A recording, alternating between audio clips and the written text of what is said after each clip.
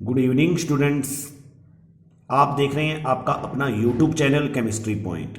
Students, आज हम कक्षा 12 केमिस्ट्री के आरबीएससी बोर्ड पाठ्यक्रम से चैप्टर 5 यानी पृष्ठीय रसायन सरफेस केमिस्ट्री के बोर्ड परीक्षा 2020 में पूछे गए प्रश्नों की हल सहित व्याख्या करेंगे। तो पहले हम ये जान लेते हैं कि बोर्ड परीक्षा 2020 में 5वें चैप्टर से कौन से प्रश्न पूछे गए थे और उनका क्या अंक भार था। तो 5वें चैप्टर से 2 प्रश्न पूछे गए थे। पहला प्रश्न एक पैराग्राफ था जिससे संबंधित ये 3 प्रश्न थे और ये प्रश्न पैराग्राफ वाला 3 नंबर का था और एक दूसरा प्रश्न जो कि 1 नंबर का ये पूछा गया था। तो हम पहले प्रश्न को देखते हैं। दिए गए उद्धरण को पढ़कर अधोलिखित प्रश्नों के उत्तर लिखिए। कणों के आकार के आधार पर विलयनों को 3 भागों में बांटते हैं: वास्तविक विलयन, कोलाइड एवं निलंबन। कोलाइड एक विषमांगी तंत्र होता है जिसमें एक पदार्थ बहुत बारीक कणों के रूप में एक दूसरे पदार्थ में प्रक्षेपित रहता है, जिसे प्रक्षेपित माध्यम कहते हैं। कोलाइड को विभिन्न मापदंडों के आधार पर पुनः वर्गीकृत किया गया है। कोलाइड विलयनों द्वारा विभिन्न गुण दर्शाए जाते हैं, जैसे टिंडल प्रभाव, ब्राउनी गति, वैद्युत कण संचलन एवं स्कंदन आदि। तो ये पैरा दिया हुआ था। इस पैरे के आधार पर ये 3 प्रश्न जो कि 1-1 नंबर के पूछे गए थे, जिसमें पहला प्रश्न था द्रव स्नेही एवं द्रव विरोधी कोलाइड में कोई 2 अंतर लिखिए। दूसरा प्रश्न वैद्युत कण संचलन को परिभाषित कीजिए। तीसरा प्रश्न क्या होता है जब प्रकाश पुंज कोलाइडी विलयन में से गमन करता है। तो हम इन तीनों प्रश्नों के पहले उत्तर जान लेते हैं। द्रव स्नेही व द्रव विरोधी कोलाइड में कोई 2 अंतर लिखिए। तो द्रव स्नेही जो कोलाइड होते हैं उनमें परिक्षिप्त प्रावस्था व प्रक्षेपण माध्यम के मध्य प्रबल स्नेह या प्रबल आकर्षण होता है, जबकि द्रव विरोधी कोलाइड में परिक्षिप्त प्रावस्था व प्रक्षेपण माध्यम के मध्य निम्न स्नेह या बहुत कम स्नेह होता है। इसी कारण द्रव स्नेही कोलाइडी विलयन आसानी से बनाए जा सकते हैं, जबकि द्रव विरोधी कोलाइड विलयन आसानी से नहीं बनाए जा सकते।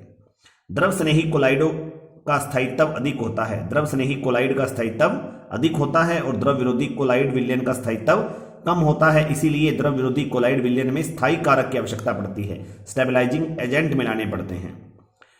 तीसरा अंतर, द्रव स्नेही कोलाइड जो होते हैं वो उत्क्रमणीय कोलाइड है यानी उत्क्रमणीय सोल है, और द्रव विरोधी जो होते हैं वो अनुत्क्रमणीय सोल होते हैं।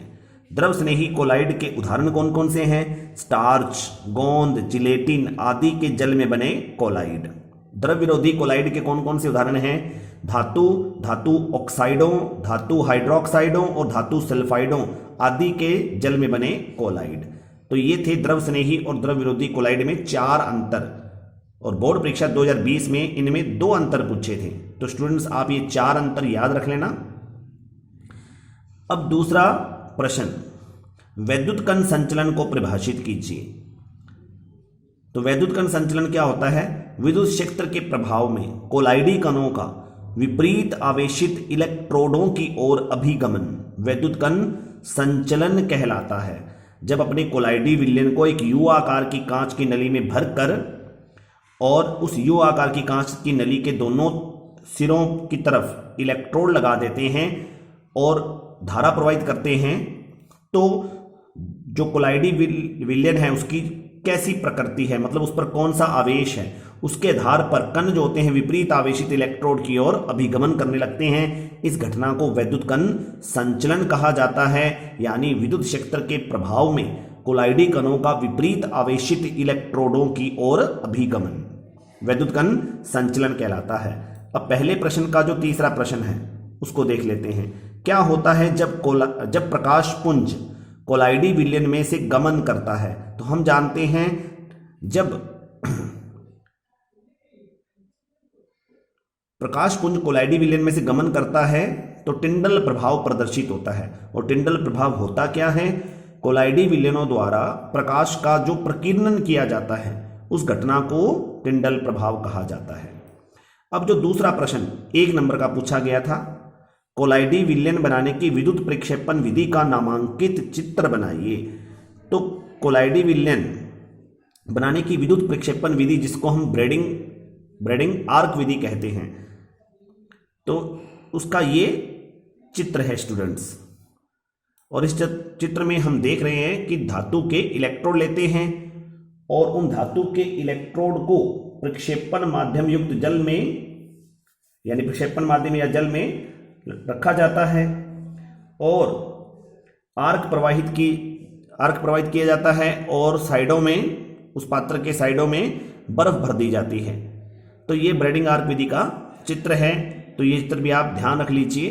तो स्टूडेंट्स 2020 के बोर्ड परीक्षा में ये कुल मिला के 4 नंबर के प्रश्न, जिसमें से 3 प्रश्न पैराग्राफ से थे और 1 प्रश्न ये ब्रेडिंग आर्क विधि का चित्र था, ये पूछे गए थे।